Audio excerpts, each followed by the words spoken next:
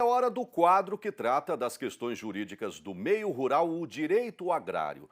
No último episódio, o advogado Pedro Putini Mendes trouxe um alerta para os donos de terra, aqueles que ajuizaram um termo de compromisso ou um termo de ajustamento de conduta relacionados à regularização ambiental. Ele apresentou o cálculo das reservas nos diferentes biomas e afirmou que é possível mudar de localização uma área de APP. Hoje ele retoma um assunto que interessa principalmente arrendador e arrendatário, também comprador e vendedor, o chamado vaca-papel.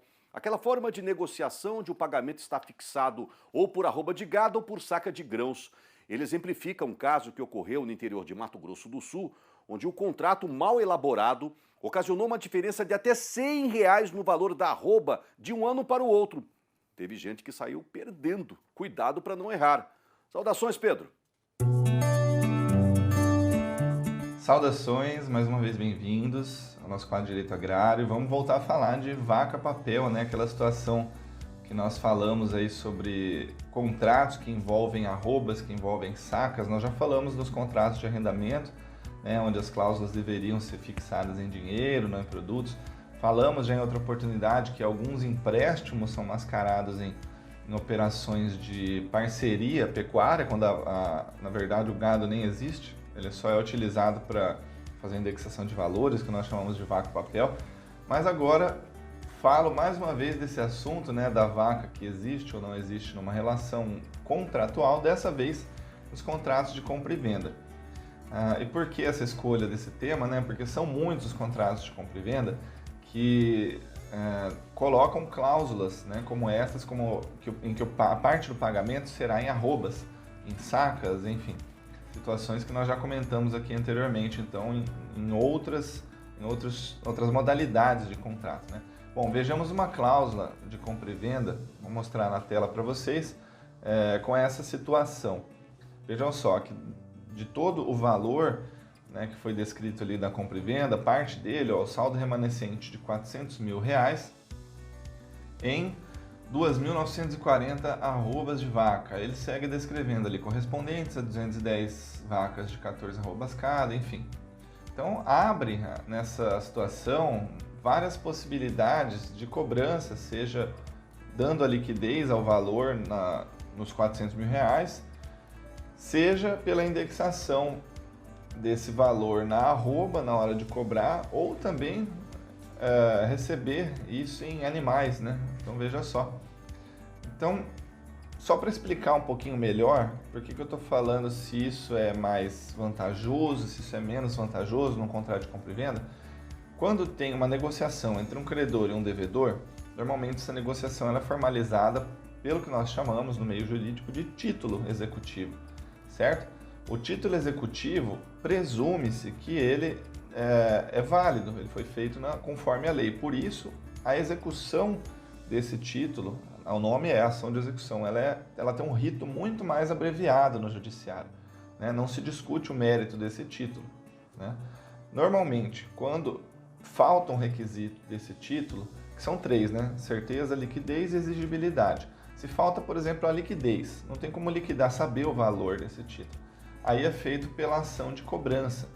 E essa ação de cobrança abre muitas outras possibilidades, um processo que pode ter um tempo de duração muito superior ao da execução.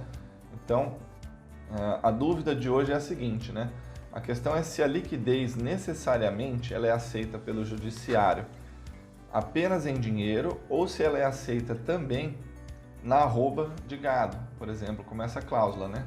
E a resposta é que o judiciário aceita sim, arroba de gado também, tornando muito mais interessante, né? Então, para o credor, para quem está vendendo essa fazenda, indexar a parte do pagamento, essa parte que vai ficar parcelada, em arroba do que em dinheiro, para viabilizar uma melhor correção monetária, né? Ou não, né? Dependendo do valor da arroba na época, né?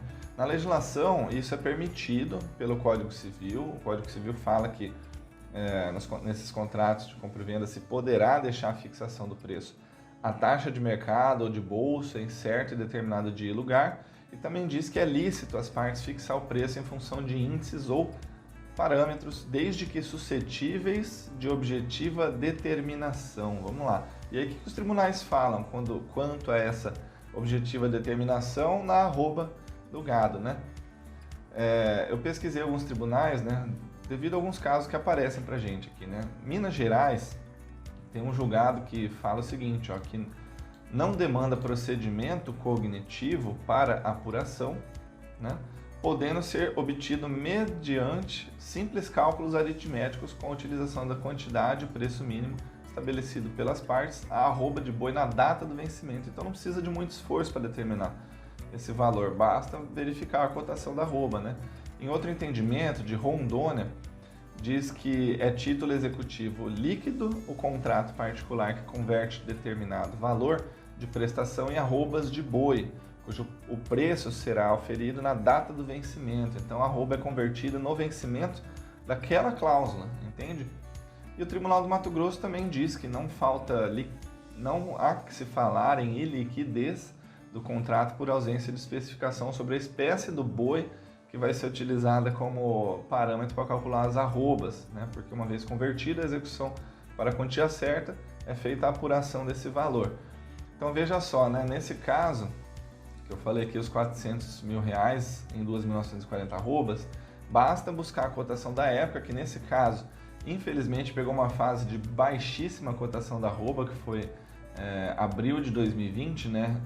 O que hoje equivaleria a mais ou menos aí, né, R$260 a arroba. Na época, essa arroba estava cotada, segundo informações da Scott Consultoria, em Campo Grande, Mato Grosso do Sul, a R$160, né?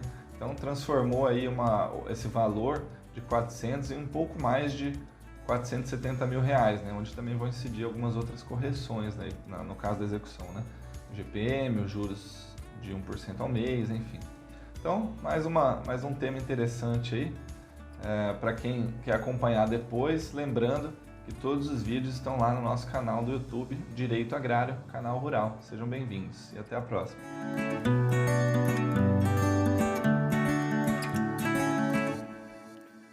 Maravilha, tá aí, ó, mais uma dica do Pedro Putini Mendes. Fique atento na hora de você assinar um contrato aí sobre essas transações, tá bom, pessoal? Não vai perder dinheiro, tá bom?